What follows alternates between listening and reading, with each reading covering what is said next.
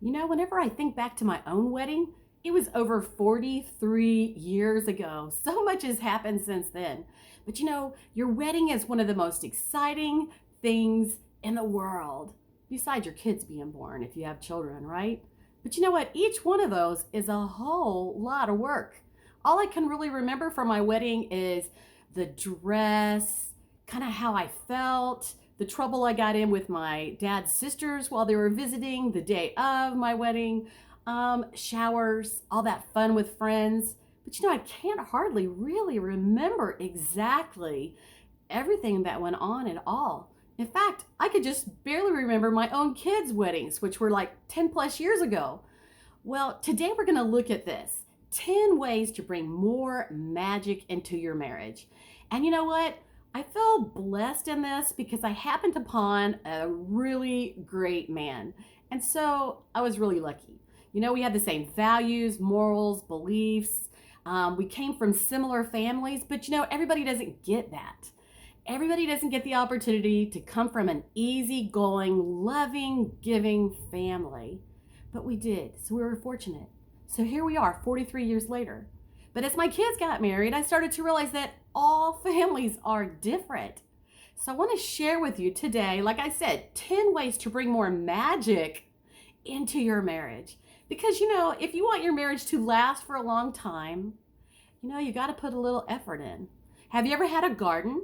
You've got to water the garden. Excuse me. You have to plant the seeds. Oh, let's go back another step. You got to plow the dirt, plant the seeds, water the seeds. You got to have a lot of sunny days, to help those little plants grow, germinate, and grow.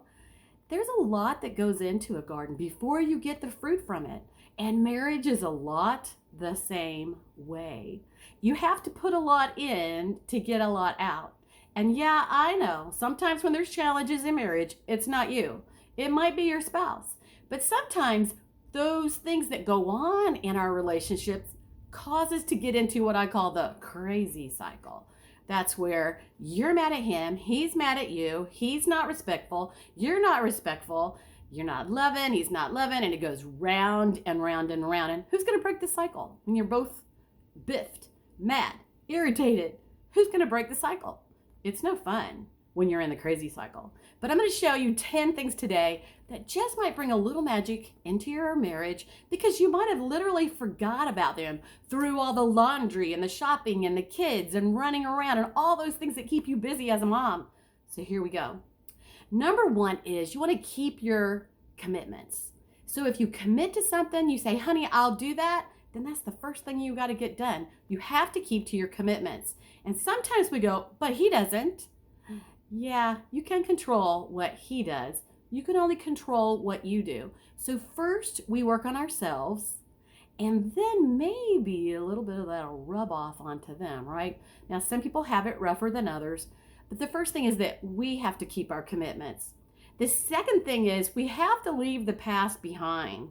I've even had an encounter myself where there was great frustration, resentment, confusion, hurt, but you got to leave the past behind. So sometimes those past disagreements and those past problems, they grow and they just kind of get bigger and bigger and bigger. That's that weed that's in your garden. Those weeds that grow faster than anything else, and you've got to pull them. And if you don't pull them, they'll swallow up the plant and they'll grow beautifully, but the plant will die. So you got to watch out for those weeds. So whatever is in the past, leave it in the past. The third thing is avoid interrupting your partner. Now, I personally am a talker. Some people are quiet, some people are talkative, and sometimes us talkers, when we are listening, we're thinking about the next thing that we're going to say, and sometimes we jump in if they take a breath or pause, and we kind of change directions into what we're doing. Now, I can't tell you that I'm perfect at that, but I am now aware of it, and I try to do better. So if we're aware of it, we could try to do better, right? So we want to avoid interrupting our partner. Why is that? Because, when you're listening to your partner, it shows them that they are important. And there again, lead by example, and you hope they'll do the same for you. Or you can let them listen to this recording. fourth thing is to be grateful. Wow. I don't know where you're watching this from, but I am in the good old USA. And you know what? We are a bit spoiled because, we've always had enough to eat. We have a place to sleep. We're taken care of. People are kind and nice and thoughtful. I mean, what more could you ask, right? But often because we have so much, unless you've been taught as a kid to be thankful, to say thank you and be grateful for what you have, you just kind of start taking it for granted until it's not there anymore. So it's important to be grateful for things. You literally cannot have a grateful heart where you're really thankful for things and be a stinker at the same time. And then the fifth thing is do something fun together. Some people are fun-loving. I'm a fun-loving person. And when you have at least one fun-loving person in each couple, then they usually think of some fun things to do together or because they need it. They need a little fun. But if you have two people who are just pretty complacent, they're happy at home, don't have to go out and do anything fun, they may be fine with that. But doing things together, spending time together, that's part of the love languages. It definitely helps bring you closer together. The sixth thing is, drum roll, avoid keeping score. Avoid keeping score. That means on everything. So you might be keeping score of, I watched the kids last time, or I went to get Susie last time at her dance class, or you know what? You took advantage of me 3 times already and I'm still irritated from it. You gotta try to avoid keeping score. That kind of goes with leaving the past in the past too, doesn't it? The seventh thing is let go of the small stuff. Do you know that most arguments are over small, tiny, little, minute things that really do not matter? And often, once couples have gone round and round and they're irritated and they've lashed out, they said things that they really didn't mean that you couldn't pull back, words, they go out there and you can't pull them back in. They've done all this and then they're like, what was it exactly that we were fighting over? You don't say that to your spouse, would you? But you literally forget what you're fighting over because it really wasn't anything big. Sometimes it is, but often it wasn't really anything big. And maybe we're tired that day, or we have less energy and we have less patience, and we make a bigger thing out of something that really wasn't something big. So let go of the small stuff. What really matters? I think whenever you go back to being grateful and you think, what really matters in life? If you were to write down 5 things right now that really matter to you, what would they be? I have to say, most of the time, our family's at the top of that list. And often they get put last because of all the other things that are going on. Or our spouse. It's supposed to be husband and wives are first, children are second, right? Because when mommy and daddy are doing good, then everything is better for the kids. I like to say happier couples equal happier kids. And that's because when you live in a home where mom and dad are happy, consistent, caring, loving, they set rules for you and you got to follow them, but it's all good. Happy couples equal happier kids. And literally, many of us have challenges because we lived in challenging homes when we were growing up. But we got to leave the past behind, right? The next thing, number 8, is be respectful in public. You would not believe, but sometimes spouses talk down to their spouse in public. I don't know about you, but that's probably one thing that would greatly irritate me if my spouse talked down to me in public.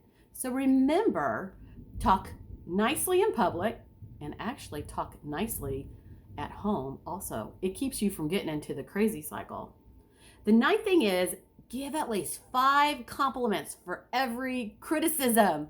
Yes, when you live together, you get irritated with each other. Somebody threw their clothes on the floor. They didn't put their dishes in the sink or in the dishwasher. Or they made a mess on the floor when they were walking in after mowing. Or maybe they spread their stuff everywhere. Yeah. With every criticism, what if you had to give 5 compliments? You know, I deal a lot with personality styles, and there are some people who naturally compliment. I mean, it's from the heart. They just see all the good in people. They see the good in the things around them. You might be able to hear the thunder outside right now. If you can't, good. But if you do hear it, that's what it is, thunder. I'm in Georgia, Atlanta area. So learn to give compliments. As I was saying, some people naturally give compliments, and some people never give compliments. Nothing is ever good for them. That's also personality styles.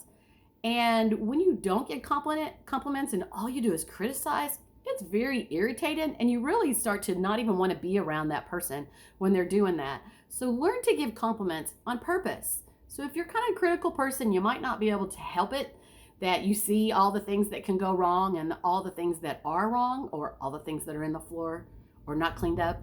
So try to give compliments. And the 10th thing is realize that your spouse isn't responsible for your happiness.